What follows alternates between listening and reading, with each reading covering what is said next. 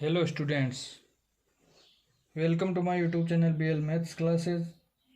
आज हम बात करने जा रहे हैं क्लास 8 NCERT एक्सरसाइज 2.2, जिसमें से कुछ क्वेश्चन हमने पहले वाले वीडियो में बता दिए हैं। अब हम बात करेंगे क्वेश्चन नंबर 6 की। तो क्वेश्चन नंबर 6 क्या है, चलो देखते हैं। क्वेश्चन नंबर 6 आपके सामने है कि 3 लगातार पूर्णांकों का योग 51 है, तो पूर्णांक ज्ञात करें। तो आपको सबसे पहले मैं बता दूं कि पूर्णांक क्या होते हैं, इंटीजर नंबर क्या होते हैं।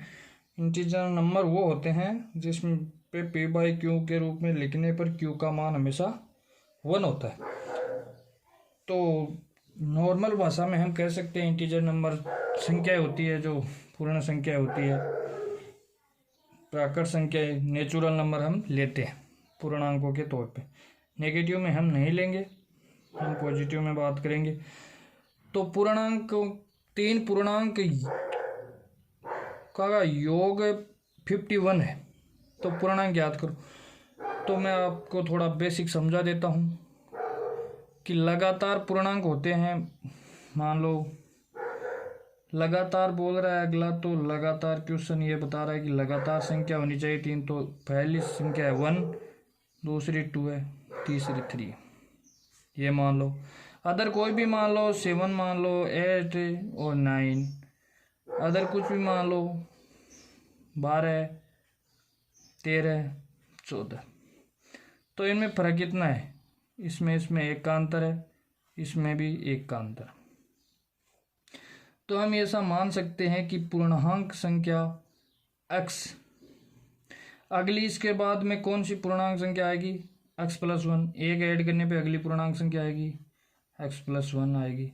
इसके बाद अगली कौन सी आएगी, इसमें 1 और जोड़ देते हैं, ये x+1 हुआ, इसमें 1 और जोड़ देते हैं, तो ये क्या हुआ, x+2। इस प्रकार हम 3 पूर्णांक संख्या लेंगे, उनका योग क्या है, 51। तो देखते हैं 3 पूर्णांक संख्या माना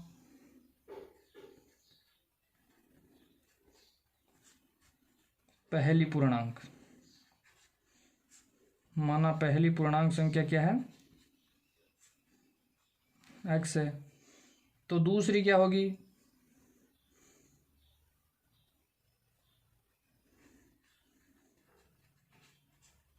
दूसरी x+1 होगी।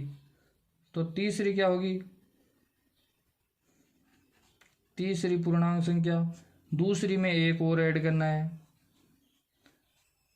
प्लस ये जो दूसरी संख्या है इसमें 1 और जोड़ देना है, तो अगली संख्या आएगी।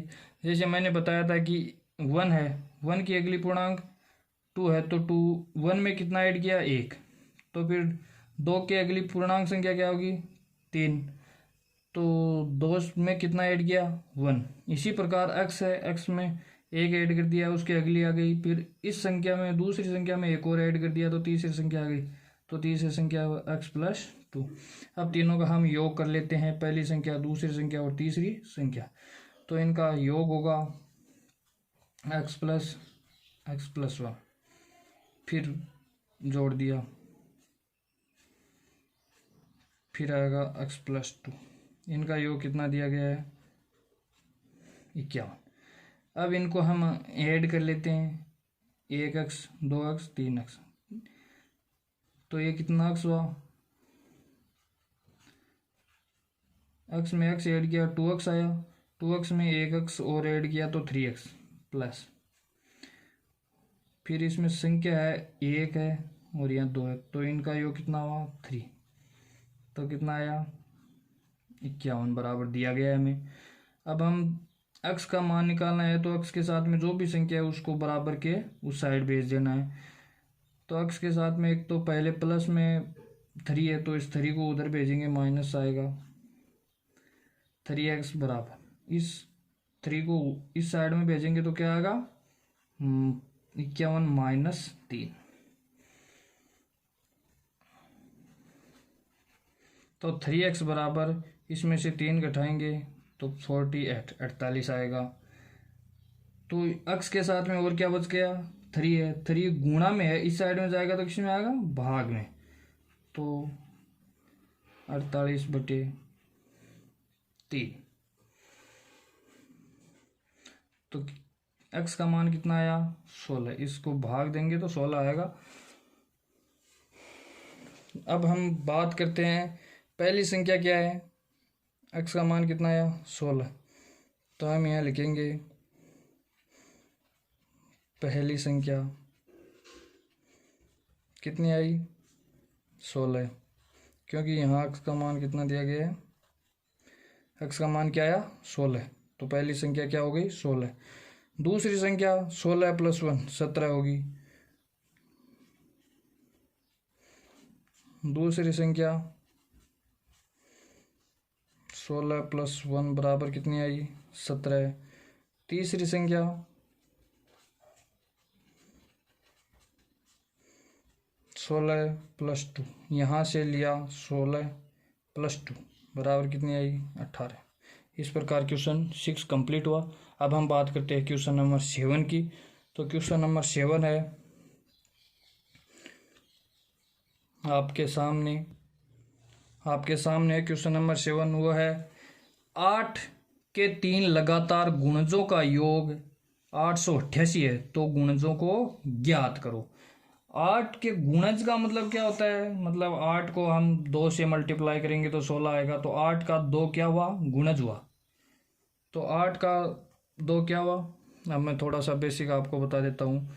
मान लो 2 है, 2 का गुणज लेते हैं 2, तो कितना आया 4। अब 2 का अगला गुणज है 3, लगातार गुणजों की बात है, अगला गुणज 3, तो अब क्या आया 6। 3 को 2 से मल्टीप्लाई करेंगे 6। फिर 2 का अगला गुणज 3 से क्या आता है अगला 4, तो ये क्या हुआ 8। इसी प्रकार हम मल्टीप्लाई करेंगे 8 के गुणज का, तो हमें मानना है कि माना पहला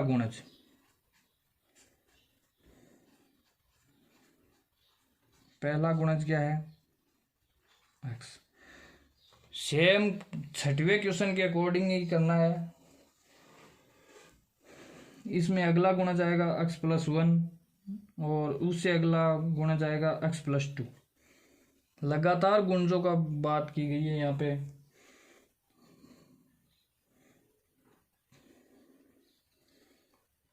तो यहाँ पे दूसरा गुणज है, इसके बाद क्या आता है x + 1, अगली संख्या क्या आएगी x + 1। अब हम बात करते हैं तीसरे गुणज की। तो तीसरा जो गुणज है वो इसमें एक ऐड और कर देंगे, जोड़ देंगे, तो क्या आएगा x + 2। एक तो पहले से था, एक और ऐड हो गया, तो क्या हुआ x + 2।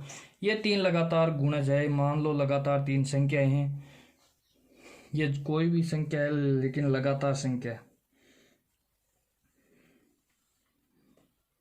तो अब हम बात करेंगे 8 के गुणज। तो 8 के साथ में इसका गुणा करना पड़ेगा सभी का। 8 के साथ में गुणा किया x का, फिर क्या है यहाँ योग दिया गया हमें, तो प्लस 8 कोष्टक x + 1 प्लस 8 कोष्टक x + 2, कितना योग दिया गया है 888। अब हम बात करते हैं इसको हल करने की। तो यहाँ आया 8x, इसके साथ में मल्टीप्लाई हुआ, यहाँ 8x, इसमें से हम 8 कॉमन लेके भी कर सकते हैं, किसी प्रकार भी कर लो। 8x फिर 1 से गुणा करेंगे तो 8, फिर प्लस 8 को अंदर वाली दोनों संख्याओं से गुणा करेंगे, ये तो आया 8x प्लस ये चिन्ह प्लस का, फिर 8 को 2 से गुणा करेंगे, कितना आएगा 16 बराबर कितना हुआ 860। अब x के जो संख्या है उनको ऐड कर लेंगे, जोड़ लेंगे, तो 8 8 16 और 8 24 है। इसमें 24 को क्या कर लेंगे 24x,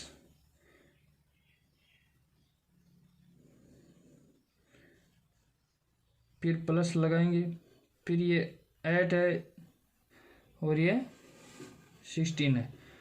8 और 16 को जोड़ेंगे तो वही 24 आएगा। अब हम 24 भी कॉमन ले सकते हैं। अब x का मान ज्ञात करना है तो x के साथ में जो भी संख्या है उसको उस तरफ भेजना है।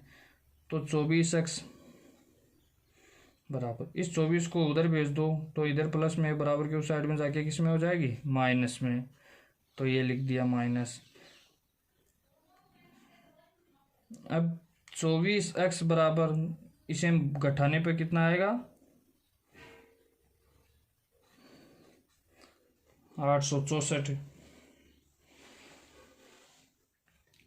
अब x के साथ में 24 है, इस 24 को उस तरफ ले जाएंगे तो भाग में जाएगा। तो 864 बटे 24, x का मान कितना आया 36। ये हमारे पास x का मान आ गया। अब x का जो ये मान है ये 36 है, फिर इसको हम मल्टीप्लाई कर लेंगे 8 के साथ में। तो हम मल्टीप्लाई करके लिख सकते हैं। मल्टीप्लाई करेंगे, x का मान क्या है 36 आया, तो यहाँ x का मान कितना हुआ 36, यहाँ 36 + 1 कितना हुआ 37, यहाँ 36 + 2 कितना हुआ 38। ये 8 के 3 लगातार गुणज है, तो इनसे 8 को मल्टीप्लाई कर देंगे हम यहाँ। तो 8 × 36 बराबर कितना आएगा 288। फिर 8 × 37 37 इक्वल आएगा 296। फिर 8 का अगला गुणज है 38 38। 8 को 38 से मल्टीप्लाई करेंगे तो आएगा 304। इस प्रकार हमारा ये वो आंसर, और ये 3 गुणज हुए।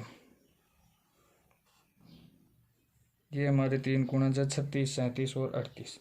अब हम बात करेंगे अगले वीडियो में, मिलते हैं। अगर आपको वीडियो अच्छा लगे तो आप ज़रूर सब्सक्राइब करिए। Thank you for watching students.